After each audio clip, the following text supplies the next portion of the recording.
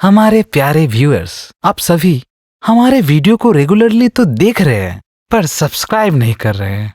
हम देख पा रहे हैं लगभग 76% लोग हमें बिना सब्सक्राइब किए ही देख रहे हैं। कर दीजिए ना सब्सक्राइब और पास दिए गए बेल आइकन को भी क्लिक कर दीजिए ताकि हम आपके लिए नए नए और भी खूबसूरत वीडियोस इस चैनल पर ले आ सके, क्योंकि आपके सपोर्ट से ही हमें मोटिवेशन मिलती है।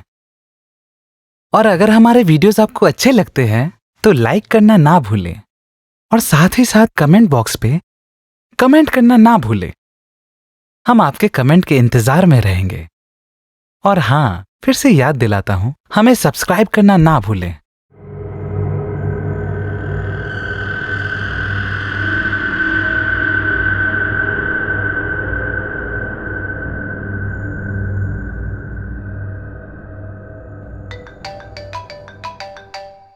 डॉक्टर नील का जब फोन बजा तब काफी रात हो चुकी थी।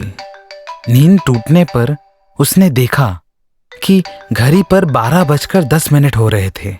उसने फोन को हाथ में उठाया तो देखा कि हॉस्पिटल से कॉल आ रहा था।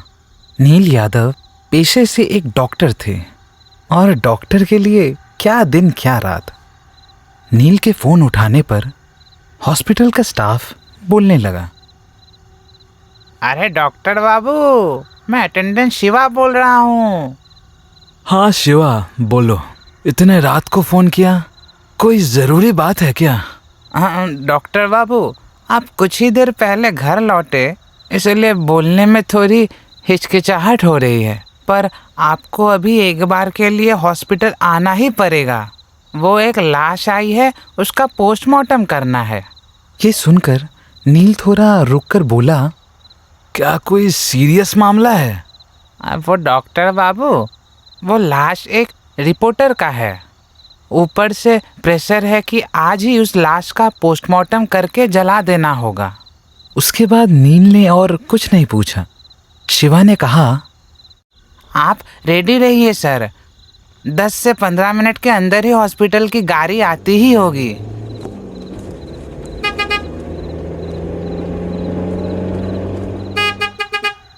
नील के फोन रखने के 5 मिनट के अंदर ही गाड़ी नील के दरवाजे तक आ पहुंची। गाड़ी के हॉर्न सुनते ही डॉक्टर नील मन ही मन सोचने लगे कि गाड़ी इतनी जल्दी कैसे आ गई। गाड़ी को आने में लगभग 10 मिनट तो लगना ही चाहिए। फिर नील को लगा कि शायद शिवा ने उसे फ़ोन करने के पहले ही गाड़ी भिजवा दी थी। उसके बाद डॉक्टर नील घर से निकलकर गाड़ी की तरफ जाने लगे। गाड़ी घर के ठीक सामने ही खड़ी थी। नील के गाड़ी के पास जाते ही एक लड़के ने गाड़ी का दरवाज़ा खोल दिया, लेकिन रात होने की वजह से डॉक्टर नील उस लड़के का चेहरा सही से देख नहीं पाए। लेकिन लैंपपोस्ट की रोशनी में देख के उन्हें यह समझ आया कि उन्होंने आज से पहले इस लड़के को कभी हॉस्पिटल की गाड़ी चलाते हुए नहीं देखा। पर गाड़ी के एकदम पास जाकर उस लड़के को एकदम नजदीक से देखकर नील चौंक उठे। उसने देखा कि उस लड़के के सर के दाएं तरफ एक गहरा घाव है, जैसे भारी किसी चीज से बार बार मारा गया हो। अभी उस घाव से खून तो नहीं निकल रहा है, पर उस घाव को देखकर ऐसा लग रहा है कि ये घाव ताजा है।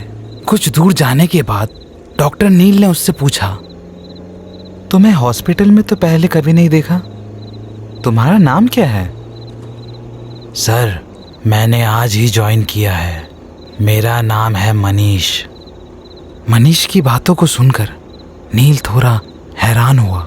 मनीष की बात सुनकर नील को ऐसा लगा जैसे उसे बात करने में तकलीफ हो रही हो। फिर नील ने मनीष से पूछा, ठीक है, तुम्हें और कुछ बोलना नहीं होगा। शायद तुम्हें तुम्हारे चोट की वजह से बोलने में तकलीफ हो रही होगी, पर तुम्हें चोट लगी कैसे? सर, ये तो अच्छे काम करने का नतीजा है। अच्छा काम करने का नतीजा? तुम्हारी बातें मुझे कुछ समझ नहीं आ रही।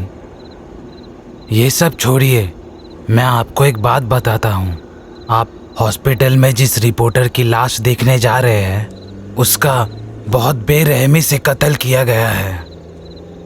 पर तुम्हें कैसे पता चला कि उस रिपोर्टर का खून ही किया गया है? आप जिसका पोस्टमार्टम करने जा रहे हैं वो मेरा दोस्त था। आपको अपना सारा जवाब उसके बाएं पैर के जूते से मिल जाएगा। डॉक्टर नील मनीष से कुछ सवाल करने ही वाले थे, इतने में ही मनीष ने कहा, लीजिए डॉक्टर साहब, हॉस्पिटल आ गया।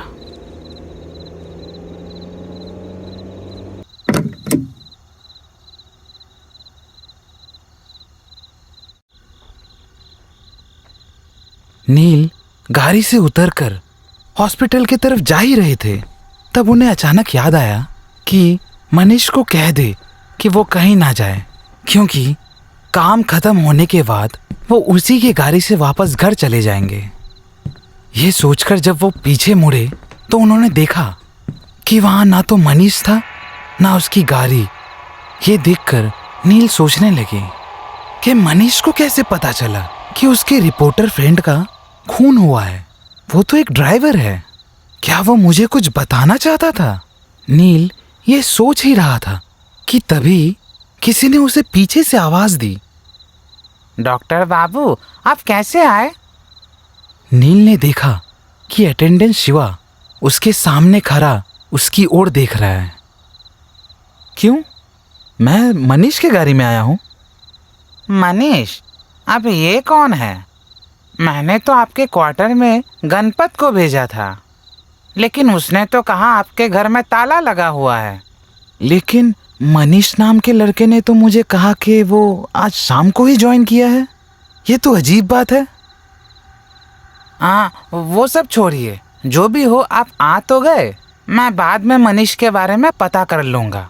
आप जल्दी अंदर चलिए, उस बॉडी का पोस्टमार्टम भी तो करना है। हॉस्पिटल के अंदर जाकर कुछ दूर चलकर शिवा ने डॉक्टर नील से कहा, ओ हाँ डॉक्टर बाबू, मुझे आपसे कुछ कहना है।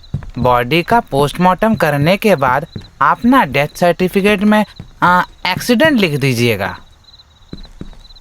अभी तुम मुझे बताओगे मुझे क्या लिखना और क्या नहीं? पोस्टमार्टम में जो मिलेगा मैं वही लिखूंगा।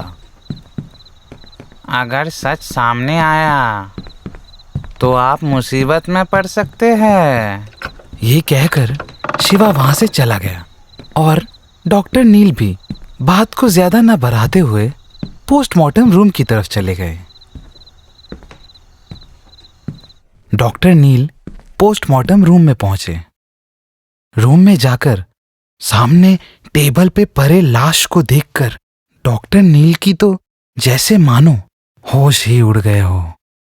उसने देखा कि ये लाश तो किसी और का नहीं, बल्कि जिसने उसे कुछ देर पहले ही अपनी गाड़ी में बिठाकर हॉस्पिटल लाया था उसी मनीष का है। इसके बाद थोड़ी देर तक नील उस लाश को ही देखता रहा। ठीक सर के दाएं तरफ एक बड़ा गहरा घाव है।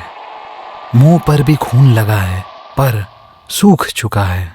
देखकर ही पता चल रहा है जैसे भारी किसी चीज से वार किया गया हो, और यह भी समझ आ रहा है कि इसका खून ही हुआ है।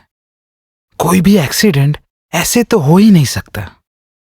फिर डॉक्टर नील उसके बॉडी का पोस्टमार्टम करने के बाद कंफर्म हो गए कि इसका खून ही हुआ है, और उसे यह भी समझ आया कि मनीष मर कर भी मरा नहीं। तभी तो वो मदद के लिए और अपने आप को न्याय दिलवाने के लिए उसके पास गया था, और वही सोचकर उसने मनीष के बाएं पैर के जूते को उठाया और उसमें छुपे पेन ड्राइव को बाहर निकाला। पेन ड्राइव को देखकर डॉक्टर नील को यकीन हो गया कि ये जो मनीष का खून हुआ है ये कोई आम खून नहीं है, इसके पीछे कोई बड़ा राज छिपा हुआ है। मनीष को कुछ ऐसा राज पता चला था जिसके वजह से उसे मरना पड़ा। डॉक्टर नील ने अपने आप से वादा किया कि मनीष के जूते से जो पेन ड्राइव उसे मिली थी वो उसे पुलिस के हाथों में सौंप देगा, और उसके पोस्टमार्टम का असली रिपोर्ट भी वो पुलिस को सौंपेगा। नील ये सोच ही रहा था कि तभी अचानक सामने की तरफ से 3-4 आदमी दरवाजा खोलकर अंदर की तरफ आने लगे। उनमें से सबको तो नहीं, पर नील एक आदमी को अच्छे से पहचानता था। वो था शिवा। ये क्या शिवा, तुम? और ये लोग कौन है? हाँ डॉक्टर बाबू, मनीष के पोस्टमार्टम का असली रिपोर्ट हमें दीजिए और हम जो कहते हैं वही लिखिए। पर मुझे तो पोस्टमार्टम में पता चला इसका खून ही हुआ है। मैं रिपोर्ट में वही लिखूंगा। और मैं तुम लोगों की बात क्यों सुनूं? हम लोग जो बोल रहे हैं आप तो वो नहीं लिखिएगा ना, तो चलिए आपको भी उसी के पास भेज देते हैं। और ये बोलकर जब वो लोग नील की तरफ छुरा लेकर आगे बढ़ने लगे, तभी अचानक मनीष का लाश स्ट्रेचर पर उठकर बैठ गया। पोस्टमार्टम के बाद उसका चेहरा और ज्यादा डरावना हो चुका था। मनीष के लाश को ऐसे उठते हुए देखकर सभी डर गए और अपनी जान बचाकर इधर उधर भागने लगे। सिर्फ डॉक्टर नील ही वहां पर खड़े रहे। उसने बिना डरे मनीष से कहा, मनीष, जिस वजह से तुम्हें जान देनी पड़ी वो कभी बेकार नहीं जाएगा। मैं कल ही ये पेनड्राइव लेकर पुलिस के पास जाऊंगा। डॉक्टर नील के ये कहने के बाद ही मनीष का लाश फिर से स्ट्रेचर पर लेट गया। अगले दिन डॉक्टर नील ने पुलिस को वो पेनड्राइव देते हुए कहा कि मनीष का पोस्टमार्टम करते वक्त उसके पास से ये पेनड्राइव उसे मिला था। पेनड्राइव को देखने के बाद सब हैरान रह गए। डॉक्टर नील भी वहां पर थे। उन सभी ने देखा कि कुछ लोग हॉस्पिटल से ऑक्सीजन सिलेंडर और दवाई पीछे के रास्ते से बाहर ले जा रहे थे। उनमें से एक आदमी को देखकर डॉक्टर नील को पहचानने में देरी न लगी और वीडियो में भी ये साफ साफ नजर आ रहा था कि वही आदमी इस सब के पीछे था। और वो था हॉस्पिटल का अटेंडेंट शिवा उर्फ शिवांशु पांडे। पुलिस को भी ये समझ में आया कि ये वीडियो रिकॉर्ड करते वक्त शिवा और उसके गैंग के आदमी ने मनीष को देख लिया था। शिवा और उनके आदमियों ने रिपोर्टर मनीष को मार तो दिया था, पर यह पेन ड्राइव उनके हाथ न लगी। उसके बाद पुलिस ने शिवा और उसके गैंग के आदमियों को एक दिन के अंदर ही ढूंढकर जेल में डाल दिया। और इसी के साथ बहुत दिन से हो रहे दवाई और ऑक्सीजन सिलेंडर की चोरी भी पकड़ी गई। इस घटना के बाद डॉक्टर नील और जांबाज रिपोर्टर मनीष, इन दोनों की लोगों ने बहुत तारीफ की और इनके हौसले और जज्बे को सबने सल्यूट किया।